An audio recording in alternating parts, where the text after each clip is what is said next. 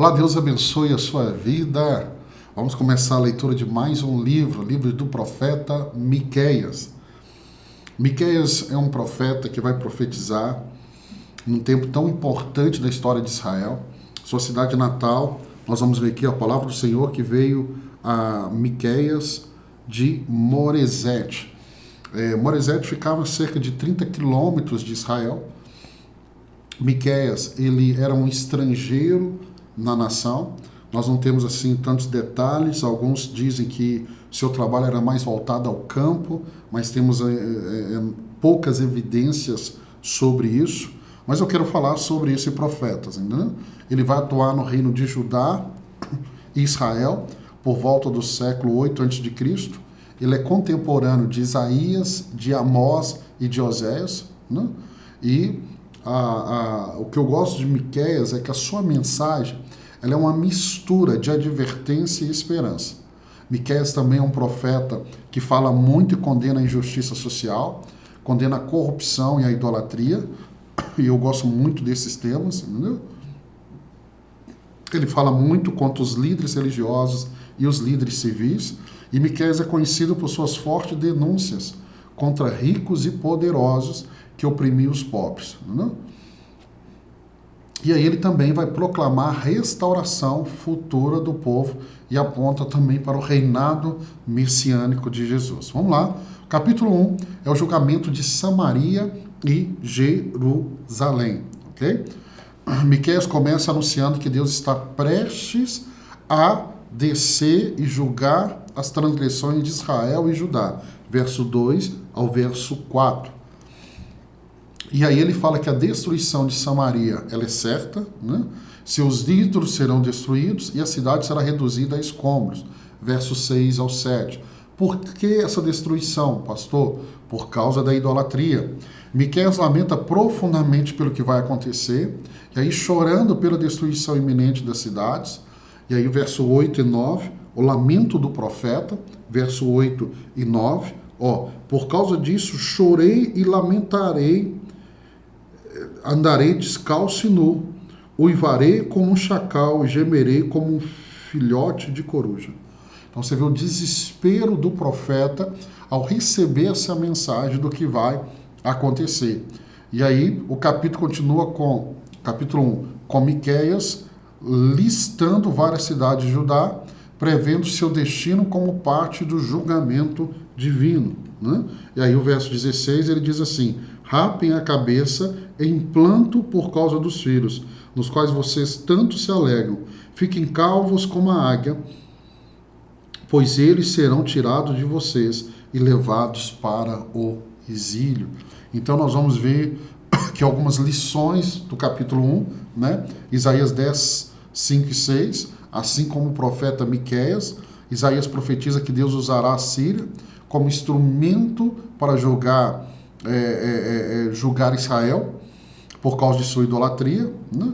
Então, o capítulo 1 nos ensina que o pecado de idolatria e injustiça social vai trazer consequências inevitáveis. Vamos para o capítulo 2.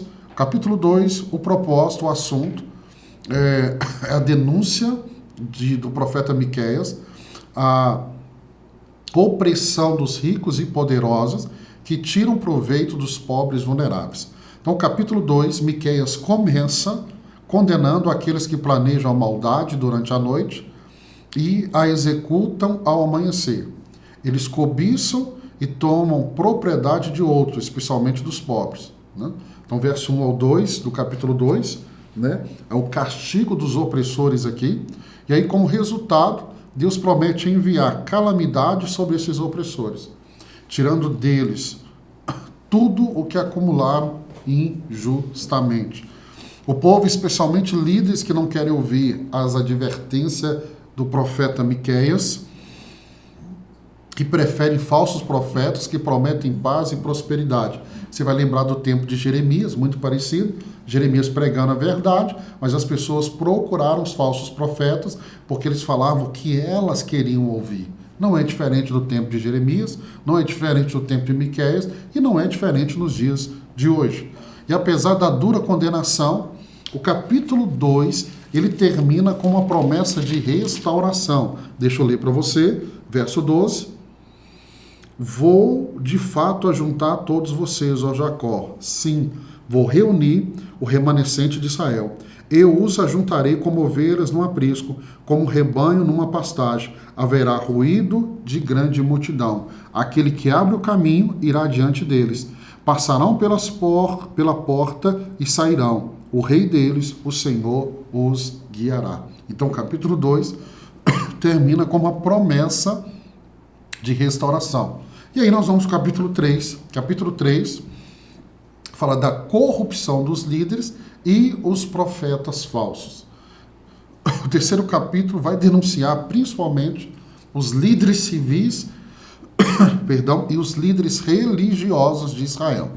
Miqueias aqui ele não vai poupar críticas aos líderes de Israel, que deveriam estar cuidando do povo, mas em vez disso despedaçam. Olha, verso 1. Então eu disse: ouçam vocês que são chefes de Jacó, governantes da nação de Israel. Vocês deveriam colher a justiça, mas odeiam o bem e amam o mal. Arranco a pele do meu povo e a carne dos seus ossos. Aquele que come carne do meu povo arrancará a sua pele, despedaça os seus ossos e corta como se fossem carne para a panela. Então ele usa de forma figurada essa exploração dos líderes, dos governantes sobre o povo, como se eles estivessem devorando a carne desse povo. É uma figura, uma maneira de falar figurada para mostrar a destruição que eles estão fazendo. E aí, por causa dessas atrocidades, Deus não ouvirá seus clamores quando o julgamento chegar. E aí o verso 4, olha, capítulo 3, verso 4, um dia clamarão ao Senhor, mas ele não lhe responderá.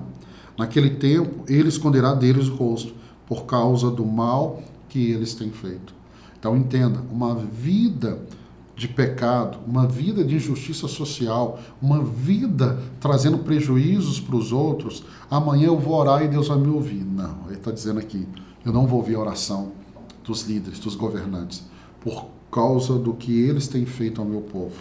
E aí, Miqueias também denuncia os falsos profetas, versos 5 ao 7, que dizem que o povo, que dizem apenas aquilo que o povo quer ouvir, né?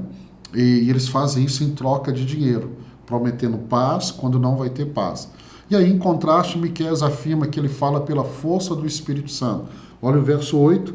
Mas quanto a mim, graças ao poder do Espírito do Senhor, estou cheio de força e de justiça, para declarar a Jacó sua transgressão e a Israel o seu pecado.